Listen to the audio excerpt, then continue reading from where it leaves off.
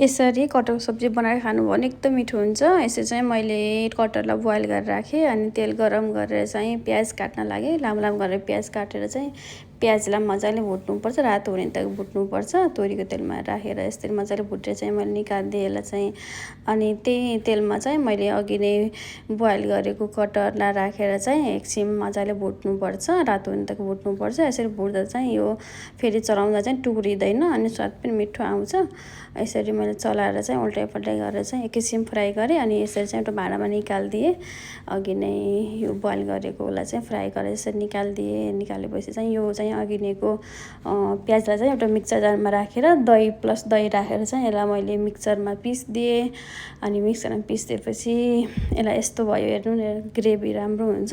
अनि त्यही तेलमा चाहिँ मैले अघि नै चाहिँ टमाटर, लसुन, अदुवा खुर्सानी पिसेको थिएँ, त्यो भिडियो बनाउनु भुलेछु। यो मसला राखिदिनुहोस्। अनि घरको मसलाहरू चाहिँ यो चाहिँ जिरा धनियाँको धुलो अनि कश्मिरी मिर्ची राखिदिएँ मैले। मजाले चलाएपछि चाहिँ यो पनि घरको मसला पिसेर राखेको मसला, यो पनि थोरै राखिदिएँ मैले।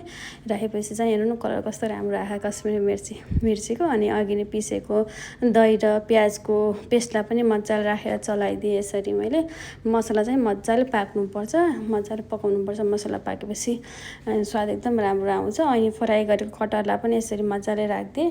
राखेपछि चाहिँ मैले उल्टाइ पल्टाइ चलाएँ। यसमा चाहिँ अलिकति मैले टिमुरको छुक पनि राखिदिएको थिएँ। अनि यसरी मजाले चलाउनुहोस्। चलाएपछि चाहिँ मसला भित्रसम्म जान्छ कटहरको। हेर्नु न कस्तो राम्रो भएको छ, हेर्दै खाउँ भएको छ। यो पानी चाहिँ मैले अघि नै कटहर बोइल गरेको पानी राखेको थिएँ, त्यो पानी राखिदिनुहोस्। यो पानी राखेपछि चाहिँ स्वाद झन् राम्रो आउँछ।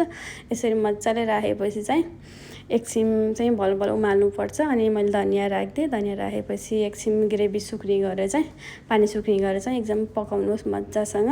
यसरी खानु भयो भने एकदम मिठो हुन्छ, मासुभन्दा पनि मिठो हुन्छ।